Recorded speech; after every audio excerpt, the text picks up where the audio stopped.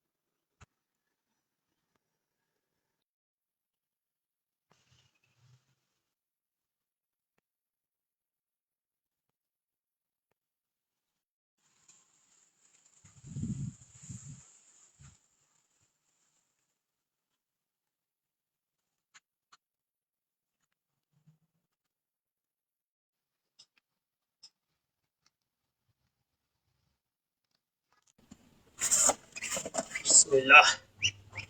আজকে ঘরটা সম্পূর্ণ কমপ্লিট করে এই হাঁসগুলো যাচ্ছে, চীনা হাঁস।